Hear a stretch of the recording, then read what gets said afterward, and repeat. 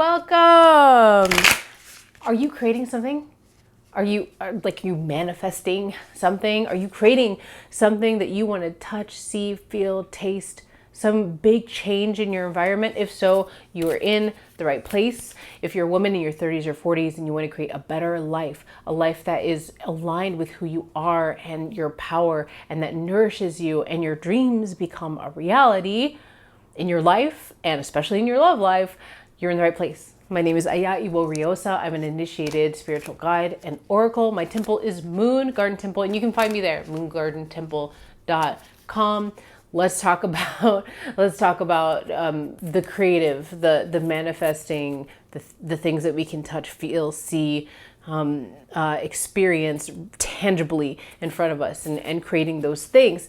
So this is a 3-card pull. I intend to do one of these 3-card pulls on this subject every month. This is for October, and I'm using the Moonology Messages deck. I don't know if you know it. It's a bit of a new deck to me, but every time I've used it with clients, it has been amazing. Okay, so the 3-card pull. The first card that I'm pulling right now is going to be all about what is going on right now for you to pay attention to. There might be messages in it, in this card for what it is that you need to pay attention to create, manifest, create whatever it is that you want to create. And the second card that I'm pulling right now is about the goal, the intention, what to put your energy on to get you to that place. The third card I'm pulling right now is stuck to another card, and that card is synchronicity. This is the card that's sort of like that magic thing that's like, this is what to look for, what to engage with, what to open myself to in order to help me get to like that goal that's in the second card spot. And I'll explain all that as we go on.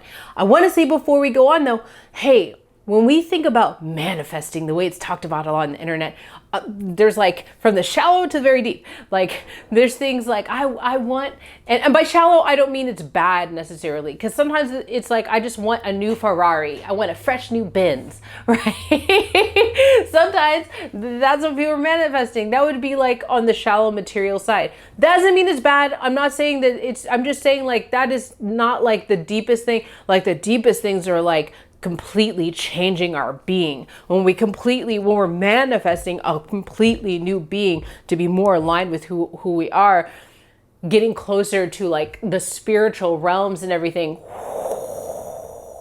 that anything that is possible at any time gets like exponentially more possible. Our potentials like start soaring. Like that's deep.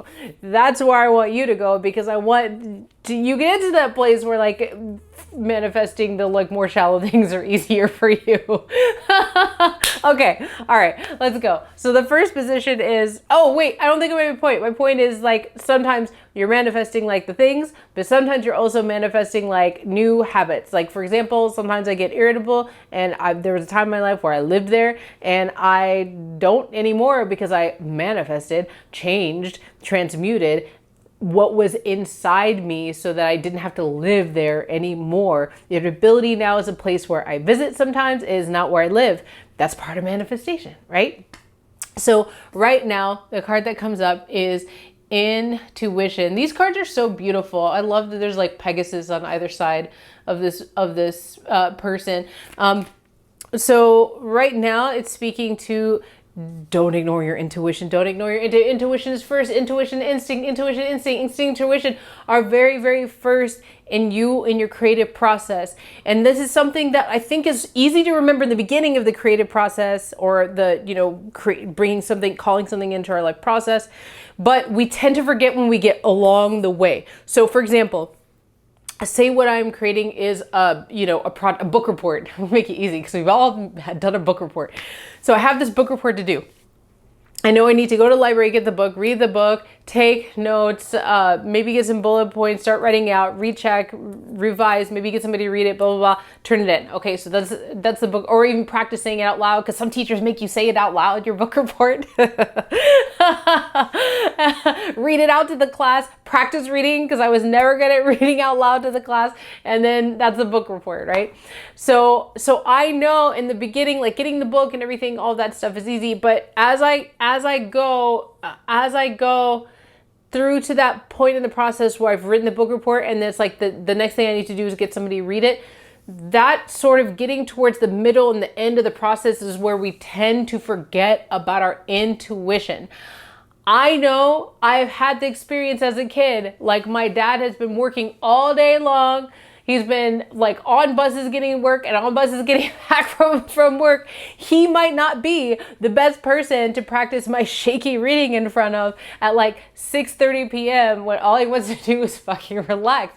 It might be better to go with my intuition that says just have your mom do, like, go ask your mom, because your mom is like ready to do it. That was the situation in my house anyway. It's probably better to practice something that I'm not good at in front of my mom. That's no shade to my parents. It's just illustrating that, like, my intuition knew who to ask, and if I ask the wrong person, it's just gonna be harder for me. So that's what I'm imparting to you, that right now is a time where really lean into your intuition, however that looks to you. Sometimes it means, like, you know, taking a luxurious bubble bath, or sometimes it means for some of us working out, or whatever it does you need to do to kind of shake yourself out of like that process of getting to the end of the book report, or that process of like, these are all the things I do to create this, whatever I'm creating.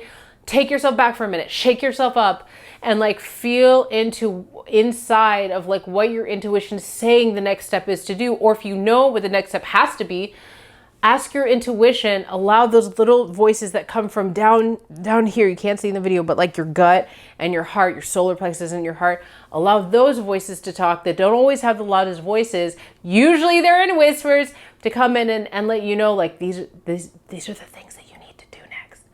Try this. I know it's not what you were planning on, but maybe it feels counterintuitive, but it actually is the thing that you need to do to get to the next step in the way that you want to, but even better than you thought in the first place. Like that kind of intuition, right? The second card is really what to focus on.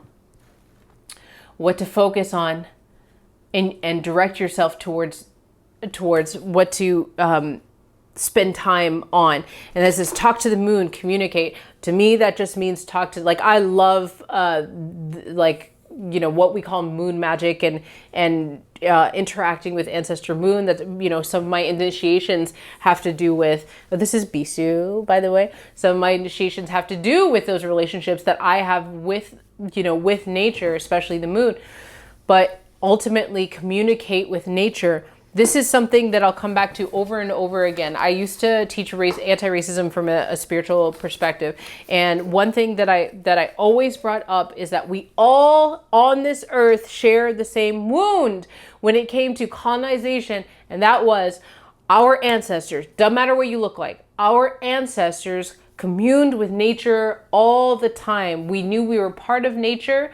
And when colonization happened, we were taken away from that. We were that tie wasn't severed, but our awareness of that tie, of how deep it is and how important it is with our ancestors, with our spirituality, with nature, with communing with nature, with having actual, not just relationships where I love a tree, but like actually having like a symbiotic relation and being aware of those relationships constantly with the moon and the sun and the you know, the leaves, the leaves.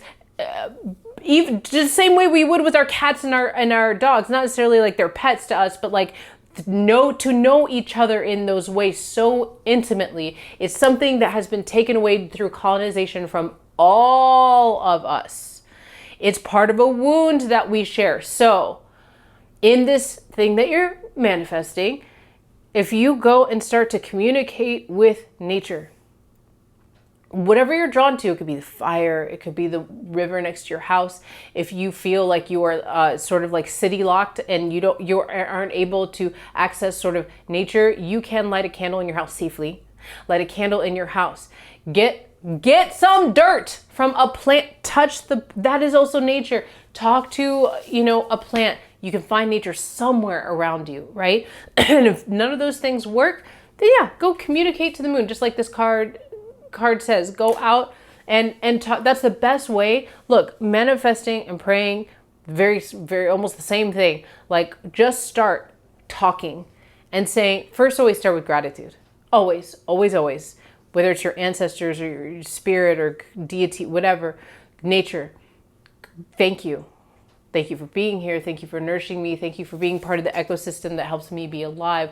Thank you for teaching me. Thank you for, having humility with me, even though I wasn't aware of our connection, all of that stuff. Then talk, just like I'm talking to you now. That's all that prayer and manifesting is like, this is what I want to create, and this is where I'm stuck, or this is the thing I'm afraid of. Help me move through this. Like, show me a way. I need your help. I cannot do this alone. And by the way, you're never alone. You're never alone. That's why this kind of communication works. You are never alone, no matter how hard or how deep or how painful it might be, whatever your situation, or how impossible the thing is that you want to manifest seems. Like, you are not alone in it. You never were. That's also part of causation, by the way, is that to make you feel like you're alone. Not only do you get isolated from your family and your language and your divinity practices and nature, but also from your idea that you are powerful because you are part of a system rather than you're an individual by yourself. Like, that's what makes us easy to control. Anyway, I digress. The last card is in this spot. Synchronicity, the moon's moment. Synchronicity. This is something, look, I don't believe there are coincidences. There's just synchronicity. I know that is cliche, but I found it to be very true. And the more that you pay attention, and also this thing we're talking about of that we're more than just an individual, that we have spirit and ancestors, and we have nature around us that we can communicate, that have real intimate relationships with, and we're never alone in everything that we're creating, manifesting. Like, once you really start to know that, believe it, know it, understand it, believe it, and then embody it on any part of that journey, right? Know it, believe it, understand it, believe it. Sorry, I'm getting it. Know it, believe it, understand, embody on anywhere on that journey. And you're always working towards the embodying of that. You will find more and more synchronicities opening up. And look, synchronicity isn't always like the perfect thing happens in front of me. Like, well, it always is the perfect thing, but it's not always like something that can be perceived as positive, right? It's not always like that. Sometimes it's things that like seem like something's being taken away from you. Seems like this thing you're manifesting seems like you got this far forward, like 10 steps forward, and then all of a sudden you got steps, like knocked 8 steps back. Sometimes it looks like that, right? There's a reason that things show up the way they do to move us, to help us on the path the way that they do. Assume that everything, if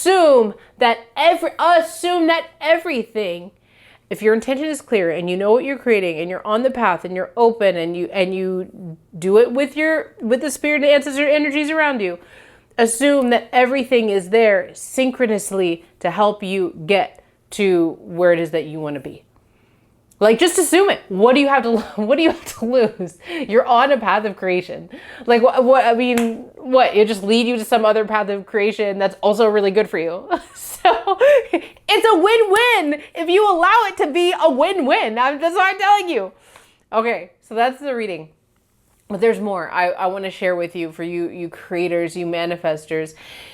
Every month I do a new moon divination, new moon reading. And this last month was on clearing what is in your way, clearing what is holding you back. I also talk about and share some moon magic stuff and ritual. Friends, if you liked anything in this reading, you're going to love this new moon reading. It's a much bigger spread.